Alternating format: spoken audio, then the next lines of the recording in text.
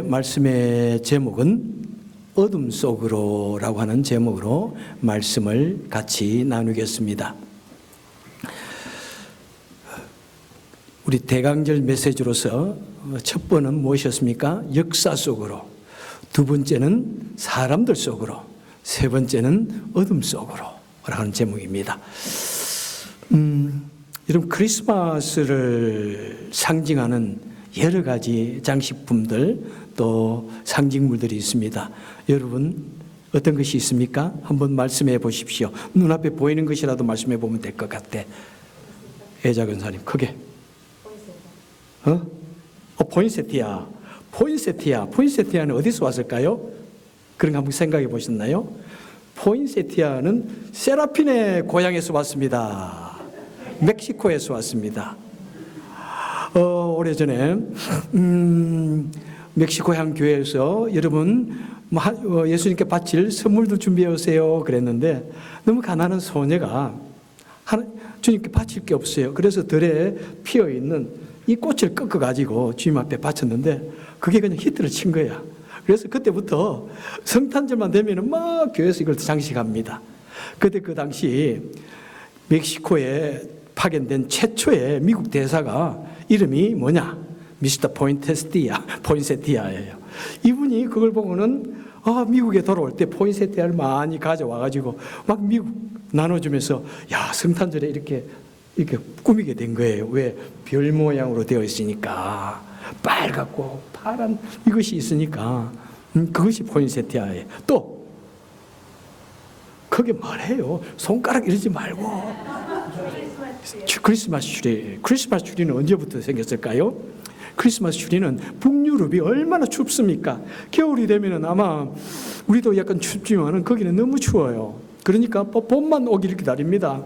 그러니까 북유럽에서는 겨울이 되면은 그 피어있는 상록수를 바라보면서 전나무를 보면서 야, 모두가 죽는데 이 추운 겨울에 어떻게 상록수가 이렇게 푸릇푸릇 있을 수 있단 말인가. 그래서 빨리 봄이 오기를 기다리면서 나무를 잘라가지고 집 안에 두는 그런 그게 있었는가 봐요. 그래서 그 사람들이 북게르만 민족인데 미국으로 독일 사람들이 이민을 와가지고 옛날에 그것을 생각하면서 이 전나무를 잘라가지고 크리스마스 장식으로 하면서 세상으로 번져 나갔습니다. 그런데 크리스마스 추리에 가장 많이 사용되는 나무가 무엇인지 아십니까? 전나무 꽌데 한국의 구상나무라는 나무입니다. 한국에 많이 왔던 선교사님들이 구상나무가 크리스마스 추리하기에 너무너무 아름다운가 봐. 나도 사실은 무슨 차이인지는 몰라요. 전나무과 코리안 퍼라고 그럽니다. 그것이 뭐 커지지도 않고 모양 자체가 벌써부터 딱 만들어져 나오는가 봐. 그래서 그분이 미국에 와가지고 코리안 퍼 이것을 막 퍼뜨린 거예요. 이게 뭐 코리안 퍼는 아니고 이거는 아마 여러분들이 살 때 대부분의 나무가 한국의 구상나무로 갑니다. 또 어떤 것이 있습니까? 크게 말씀하세요. 누가 말했나? 뭐 잘 안 들려. 내가 하여튼 꽃 그죠? 별 모양 있지 않습니까? 이 별 모양. 별은 어디든지 왜 별이 있습니까? 이 별이 예수님을 인도해서 예수님께로 인도하여 온 그 별, 어둠을 비추는 빛, 그죠? 그 다음에 뭐 동방박사라든지 그 다음에 선물들. 이 선물은 어디서 왔을까요? 터키 남부지방에 주교가 니콜라스라는 주교인데 이분이 가난한 사람들 많이 돌봤는가 봅니다.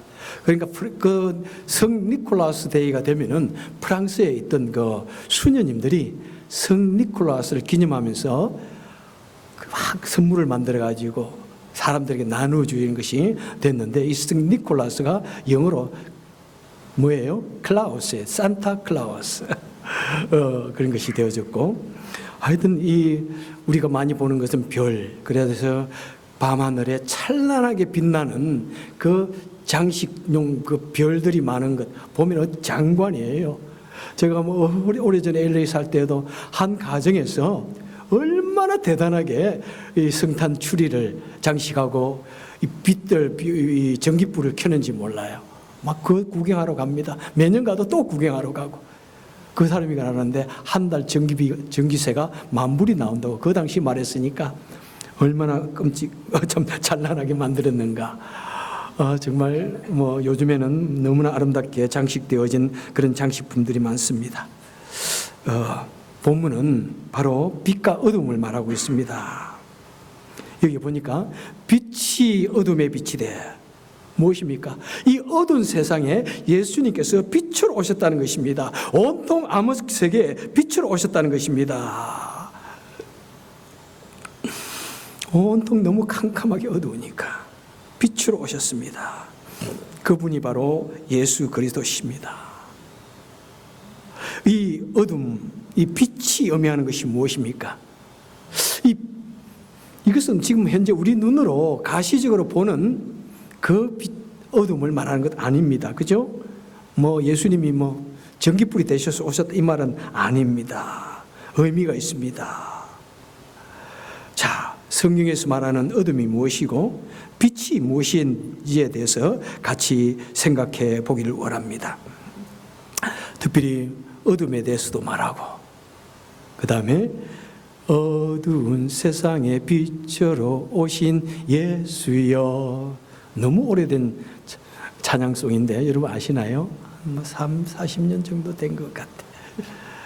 그 어두운 세상에 빛으로 오신 그 예수님 생각해 보도록 하겠습니다. 첫째, 자, 어둠은 무엇을 상징합니까? 이방 세계를 상징합니다. 진리가 무엇인지 모르고 하나님을 모르고 복음을 받지 못한 이방 세계를 일컬어서 하나님을 알지 못하는 사람들을 일컬어서 어둠 속에 놓인 사람이라고 이야기합니다. 마태복음 4장 14절에서 마태는 이사야 선지자의 그 예언을 인용하여서 이렇게 예수님에 관해서 선포합니다. 강저편 해변길과 이방의 갈릴리여, 흑암에 앉은 백성이 큰 빛을 보았고 사망의 땅과 그늘에 앉은 자들에게 빛이 비추었도다. 빛이 비추었도다. 흑암 어두운 곳에, 복음이 들어가지 않은 어두운 곳에, 그 이방의 땅에 빛으로 우리 주 예수님이 오셨다고 말씀하고 있습니다.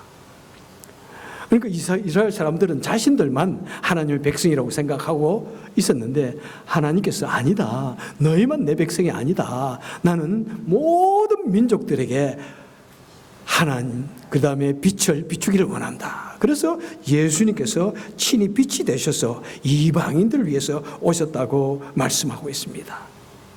그리고 우리 모든 믿는 자들도 주님께서 너희는 세상을 비추는 빛이 되어라.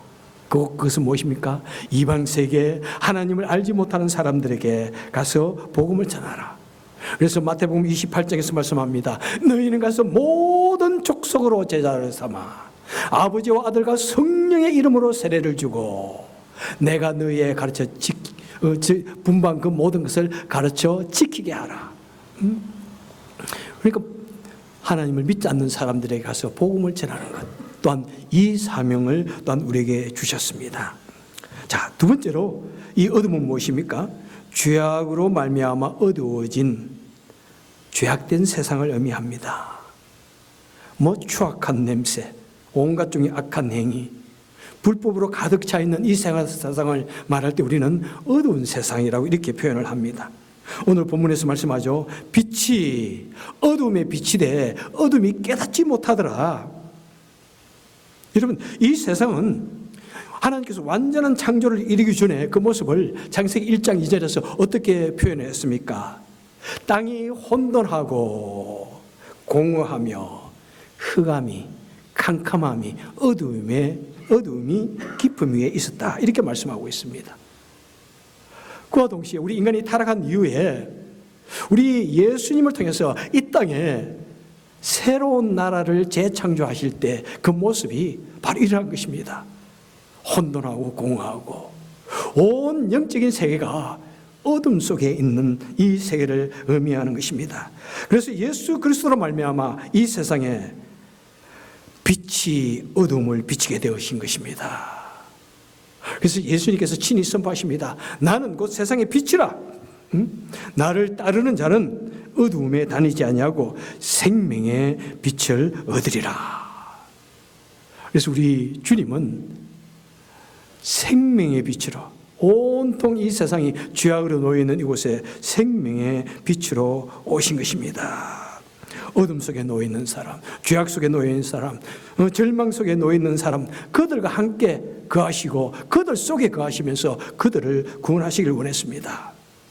그랬더니 바리새인들이 그 예수님을 향하여 무엇이라고 말씀했습니까? 너는 세리와 죄인들의 친구구나. 어떻게 거룩한 삶을 살고 구별된 삶을 살아가지고 거룩한 사람들과 살아야 되는데 어떻게 죄인들과 같이 사느냐, 이렇게 예수님 향하여 핀잔을 합니다. 비방을 합니다. 그랬더니 예수님께서 무엇이라고 말씀합니까? 나는 의인을 부르러 온 것이 아니다. 죄인을 부르러 왔다. 죄인을 불러서 어떻게 한다고요? 죄인을 불러 회개시키러 왔다. 이렇게 말씀을 하십니다. 바로 우리 예수님은 온통 죄악 속에 어둠 속에 놓여있는 이곳에 빛으로 오셔서 그 어둠 속에 놓여있는 사람들을 빛으로 인도하시기를 원하고 그들을 회개케 하셔서 빛의 자녀로 만들기 원하신다는 사실입니다. 예수님뿐만 아니라, 그래서 누구든지 그 예수님을 믿는 사람은 또한 빛입니까? 어둠입니까? 예수를 믿는 우리 모두도 다 빛의 사람들입니다. 빛입니다. 우리도 또한 이 세상을 밝히는 빛입니다.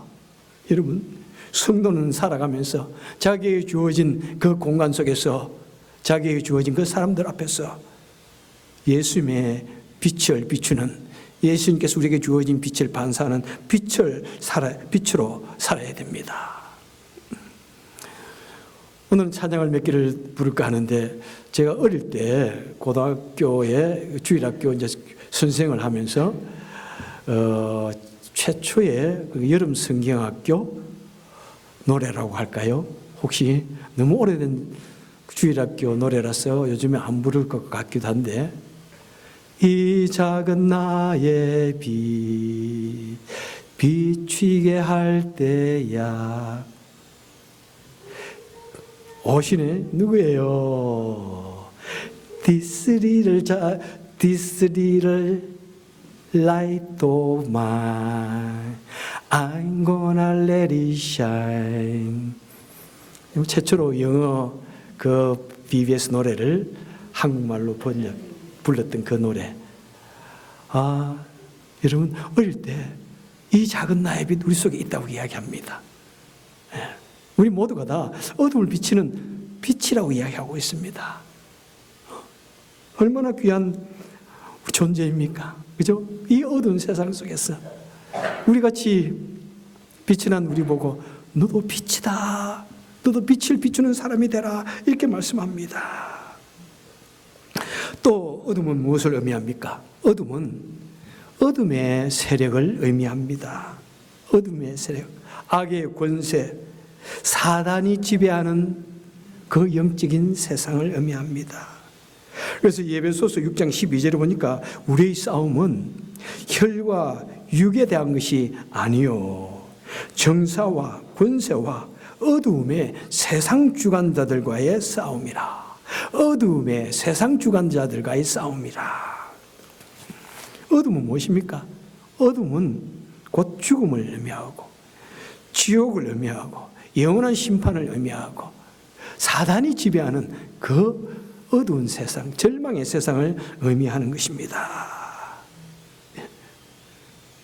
그런데 우리 주님께서 그 어둠의 세상에 오셔가지고 어떻게 하십니까? 그 어둠의 권세를 완전히 철저히 무너뜨립니다. 그래서 베드로후서 2장 4절에 보니까 하나님이 범죄한 천사들을 용서치 아니하시고 지옥에 던져 어두운 구덩이에 던져 두었다.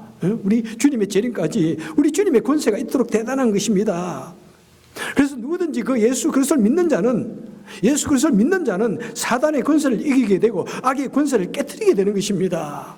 여러분, 우리는 아무것도 아니에요. 우리는 쉽게 넘어지고 우리는 쉽게 좌절하고 절망하고 쉽게 유혹에 넘어가는 그런 존재입니다. 그렇지라도 우리 마음속에 믿음으로 주님, 예수님, 이 한마디에 악의 권세가 물러가는 거예요. 여러분, 이 예수님의 능력을, 예수님의 이름의 권세를 여러분 믿으시기를 바랍니다.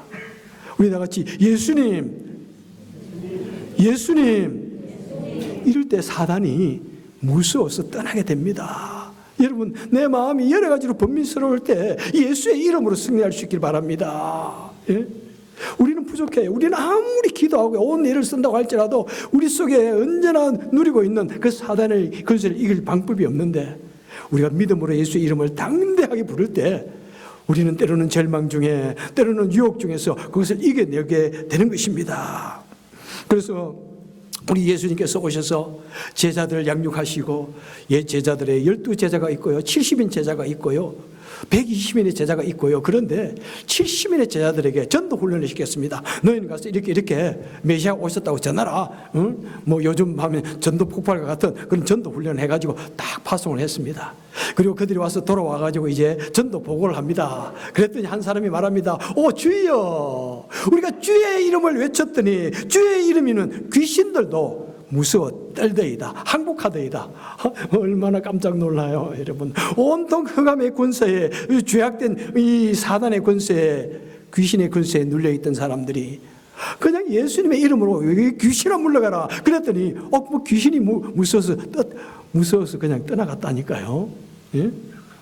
참, 저도 평생에 그런 경험을 할 수 있다고 생각지를 못했어요. 그런데 어느 날 내가 가르치는 학생 중에 하나가 아무리 봐도 이상해. 만나면 속에서 뭐가 올라와. 설교를 하는데 갑자기 우두둑 튀어나가. 뭐야 이거 왜 저러지? 그랬는데 하루는 점심을 먹고 있는데 내 옆에 있는 여자분이 때로는 좀 이렇게 말을 함부로 조금 더 그저 막 하는 사람들 있잖아요. 생각도 안 하고. 이분이 그래. 어머 쟤 왜 저래? 귀신 들렸는가 봐. 그래서 내가 정말 귀신 들렸는가? 그런데 정말 귀신이 들렸어. 수련회 데려왔는데 귀신이 나타나는데 얼마나 무서웠는지. 제가 뭐 그렇게 해본 적이 있어야죠. 주님 어떻게 해야 됩니까? 어떻게 해야 됩니까? 막 제가 기도하고 있었어요. 나 아무것도 못하는데요. 그 어떤 같이 간 그 수련회 그 강사 목사님이 목사님, 전도사님 기도해 주세요. 그런데 나 그런 거 안 해봤는데요. 나 안 해봤는데요. 그러니까 기도해 주세요. 그러더라고요. 그런데 갑자기 그 아이 귀신이 막 표출을 해가지고 날고 뛰는데 내가 그때 성경을 딱 펴는데 내가 내 이름을 예수를 담대하게 믿으면은 예수라는 그 요한일서 5장의 말씀이 담대라는 말이 걸자고 탁 튀어나오는 거예요. 내가 담대하게 누구든지 예수를 믿으면 담대하게 내 기도가 응답되리라. 그래서 그걸 듣고는 힘을 얻어가지고 얘를 잡고 기도를 하는데 막 얘가 사색이 되어가지고 귀신이 무서워가지고 막 뜨는 거예요. 그래서 내가 왜 이러지? 나는 전혀 이런 거 모를 줄 알았는데 참 그런 경험도 했습니다. 예. 우리는 아무 능력이 없어요. 그런데 예수의 이름 때문에 우리에게 그런 능력이 주어지기도 합니다. 그래서 그 전도복음을 하는 그들을 향해 예수님께서 말씀하십니다. 내가 사단이 하늘로부터 번개같이 떨어지는 것을 내가 보았다. 예수님이 오심으로 말미암아 그 어둠의 세력에 놓여있던 그 사단의 권세가 완전히 회파되어졌습니다. 그래서 우리는 그 모든 이름에 뛰어난 예수, 모든 이름에 뛰어난 권세, 그 예수의 이름을 부를 때 우리는 악한 사단의 권세를 이겨낼 수가 있는 것입니다. 자, 네 번째로 어둠은 무엇입니까? 어둠은 버려진 사람들을 의미합니다. 자, 가난 중에 고통받고 소외된 사회적 약자들을 의미합니다. 우리 예수님께서 사람들에게 가서 사람들에게 어떤 종류의 사람들에게 가셨습니까? 바로 어둠 속에 놓여 있는 소외된 사람들, 버려진 사람들, 그들을 향하여 가셨습니다. 그래서 주님께서 자신의 공생애가 시작되시면서 어떻게 선포하십니까? 하나님께서 나를 보내사 포로된 자에게 자유를, 눈먼 자들을 다시 보게 하며 눌린 자에게 자유를 선포하게 하려 하심이라. 우리 주님은 버려져 있는 사람들, 어둠 속에 아무런 도움 받을 수 없는 그런 사람들을 위해서, 약자들을 위해서 오셨다고 말씀하고 있습니다. 여러분, 요즘은 그래도 뭐 사회보장제도나 그런 것이 있어가지고 어려움을 당하면은 나라에서 그 사람을 치유해 주기도 하고, 그죠? 미국도 참 좋았는데 이제 쉽지는 않을 것 같아. 뭐 한국에서 그냥 이민이 와도 그냥 도와주고, 텍스를 하나도 안 내도 도와주고, 그냥 뭐 불법으로 와도 해가지고 그래 살아라 그래가지고 도와주고 그랬는데, 이제 쉽지는 않아요. 나라가, 그죠?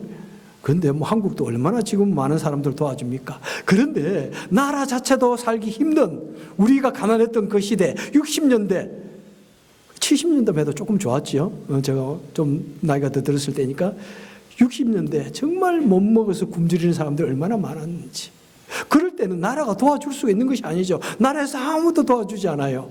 그냥 가난한 사람들은 모여가지고 삽니다.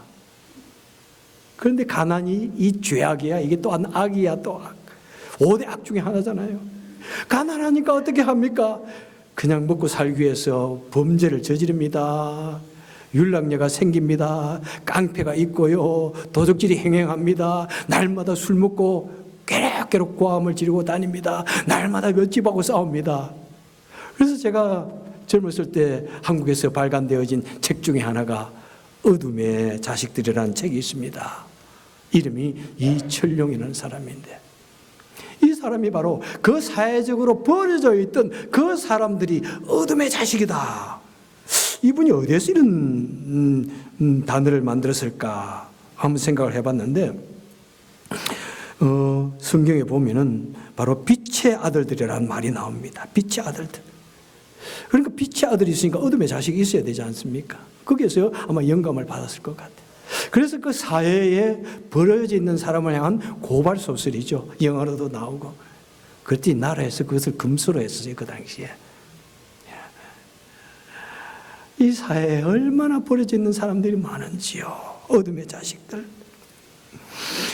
여러분, 우리 주님께서는 바로 그 버려져 있는 어둠의 자식들을 주 타겟으로 하시고 오셨다는 것입니다. 그래서 예수님께서는 낮은 자에게 오셨습니다. 가난한 자들에게 오셨습니다. 약한 자들에게 오셨습니다. 고통받고 신음하는 그런 사람들을 향하여 오셔가지고 질병에 걸려서 고통하고 몸을 치는 사람을 고쳐주시고, 배고파하고 굶주리는 사람을 향하여 그들에게 먹이시고, 절망과 괴로움 속에 놓여있는 사람들을 안타까운 마음으로 돌아보시며 가슴에 안아주시며 그 사람들을 사랑으로 품어주시는 바로 사랑의 빛으로 우리 주님께서는 오셨습니다. 사랑의 빛, 주님 내 맘에 사랑의 빛, 사랑의 빛으로 우리 속에 오셨습니다. 그리고 우리 주님께서는 우리에게도 말씀하십니다. 너희는 가서 너희도 병든 자들을 도와주고 가난한 자를 돕고, 너희가 거저 받았으니 거저 주어라. 또한 우리도 빛이기 때문에 우리 주님께서는 너 혼자 빛 그냥 하나 찌고 있지 말고 다른 사람에게 사랑의 빛을 베푸는 사람이 되라고 이야기하십니다. 여러분, 이 세상에 있는 모든 색깔, 그것을 다 합치면 무슨 색이 됩니까? 옛날 국민학교 때 배웠잖아요. 아시면서. 예, 검은색이 됩니다. 빛의 사문색, 청록색, 그 다음에 붉은 진홍색, 그 다음에 노란색. 이 사문색이 세 가지가 원색인데 이것을 다 합하면 뭔 색이 된다고요? 검은색이 됩니다. 그래서 잉크제트에 보면 이 세 가지 카트리지가 있어요. 그 중에 블랙은 하나 더 들어가는데 워낙 우리가 블랙을 많이 쓰니까 거기에 엑스트라로 넣은 거예요. 이 세 가지를 가지고 어떤 때는 보면서 조금 더 많이 나오게 하고, 어떤 때는 조금 작게 나오게 하고, 어떤 때는 이리 섞고 저리 섞고, 그렇게 할 때 이렇게 아름다운 그림이 프린트 되는 거예요, 여러분. 아름다운 삶을 만들어가는 거예요, 여러분. 그래서 이 검은색 어둠이라고 하는 것은 이 세상에 있는 모든 고통들, 모든 시름들, 모든 악함들, 모든 슬픔들, 모든 눈물들, 모든 시련을 다 합한 말로서 저는 이 어둠 속으로 하는 단어를 일주일 이상 고민하다가 만든 제목입니다. 어둠 속에는 모든 아픔들이 다 있습니다. 바로 이 어둠 속에 우리 예수님께서 무엇이라고 말씀하십니까? 1장 9절에 보니까 참빛, 예수님이 참빛이라고 말씀하고 있습니다. 참빛으로 이 세상에 오셨습니다. 그런데 빛의 삼원색이 또 있어요. 녹색, 또 역시 빨간색, 노란색. 이 빛을 다 합하면 무슨 색이 될까요? 예? 이번에는 흰색이 됩니다. 빛의 삼원색은 또 흰색을 만듭니다. 이 삼원색을 다 제거하면 무슨 색이 나오면 검은색이 됩니다. 그래서 컴퓨터에 RGB, Red, Green, B, Y, RGY, Yellow, 그것을 가지고 이 빛을 해가지고 이 컴퓨터 모니터에서 나오게 됩니다. 예? 그러니까 우리 예수님이 이 세상에 빛으로 오셨습니다. 빛으로 오셨습니다. 그래도 우리 하나님의 백성들이 비록 연약하고 약하지만은 그 빛 대신 태양처럼 밝은 그 빛 앞에 서게 되면은 우리도 빛의 사람이 되는 것입니다. 에베소서 5장 8절에서 사도 바울이 이렇게 말씀합니다. 너희가 전에는 어둠이더니 이제는 주 안에서 빛이라. 빛의 자녀들처럼 행동하라. 어떻게 하면 빛의 자녀가 됩니까?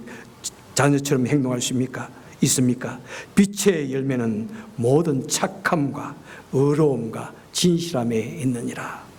빛의 자녀로 살아가기 위해서는 우리는 언제나 성령 충만함을 받아야 됩니다. 그죠?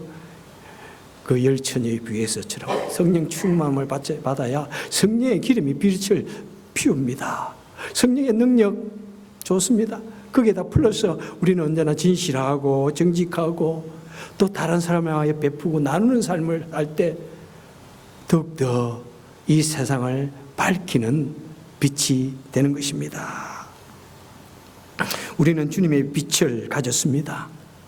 우리는 주님의 빛을 받아서 반사하는 그런 반사체입니다. 만약 나에게 빛의 밝기가 있다면 어느 정도의 밝기를 가지고 있을까요? 빛의 밝기를 표현한 말 중에 조도라는 말이 있습니다. 럭스. 럭스는 무엇인가 봤더니 앞에 켜져 있는 촛불 하나가 있죠. 이 촛불 하나에서 1m 거리에서 내가 볼 수 있는 그것을 럭스라고 한답니다. 이 촛불에서 1m 떨어지면 보일까요? 안 보일까요? 우리 1년에 한 번씩 촛불 예배 드리잖아요. 그때 많이 켜놓고 아무리 들여다봐요, 제가 안 보여요. 그래서 따로 내 용으로 다시 불을 켜야 보이지 안 보여요. 촛불 하나는 이 세상을 나도 글 하나 읽을 수 없는 그런 불입니다. 그리고 캄캄한 밤에 별만 이렇게 생겨 있을 때 그것이 몇 조도이냐면은 0.3조도입니다. 뭐 빛으로 공부했다는 그런 고사도 별빛으로 공부했다는 사람이 있나요? 달빛으로 공부했지 별빛으로는 책을 읽을 수가 없습니다. 예. 작은 사무실, 아마 제 사무실도 큰 쪽에 들겠죠? 그 작은 사무실을 하나 밝히는데 몇 개의 촛불이 있어야 되냐면 500개가 있어야 되는 겁니다. 500럭스가 되어야 그냥 작은 사무실에서 일할 수 있는 그런 빛을 비춘다고 이야기합니다. 여러분, 만약 나에게 있는 이 빛을 조도로 한번 재어본다면 얼마의 조도를 가지고 있을까요? 너무 추워서 겨우 내 하나 손을 녹일 수 있는 정도, 개 하나 내 하나 글을 볼 수도 없는 그런 정도는 아닌가요? 우리 주님께서 이 땅에 빛으로 오셨습니다. 우리가 그 주님께 내 자신을 온전히 내어놓고 양보하고 성령의 감동을 받고 내 것을 내어서 베푸는 사람이 되면은 우리는 적어도 내가 살아가고 있는 이 공간들, 가정과 내 주위 사람들을 조금이라도 훈훈하고 밝게 만들 수 있는 그런 빛의 사람이 되시기를 주님의 이름으로 축원합니다. 기도하겠습니다. 복되신 주님 감사합니다. 정말 제 빛을 볼 때 얼마나 주위 사람들에게 그 빛을 비출 수 있을까 마음이 답답합니다. 우리가 주님을 10년을 믿고 20년, 30년을 믿어도 우리가 어떻게 빛으로 살 수 있을는지 마음이 너무 무겁습니다. 주님, 주님 간절히 바라고 소원합니다. 정말 성령의 기름으로 우리 빛을 밝히게 하시고 진실함으로 그 다음에 베풀고 나눔으로써 우리 주위를 더욱더 환하게 밝힐 수 있는 우리가 되게 하여 주옵소서. 그러기 위해서는 먼저 이 세상에 빛으로 오신 그 예수님을 우리 마음속에 풍성하게 맞이하고 드러내게 하여 주옵소서. 예수님 이름으로 기도하오니 오늘 이 시간에도 우리 주의 전에 나와서 빛으로 살기 위해서 주의를 향하여 비추는 삶을 살기 위해서 주님 앞에 예물을 드리기를 원합니다. 바치는 손길마다 기억하여 주시고 주님의 은총으로 채워 주옵소서. 예수님 이름으로 간절히 기도합니다. 아멘.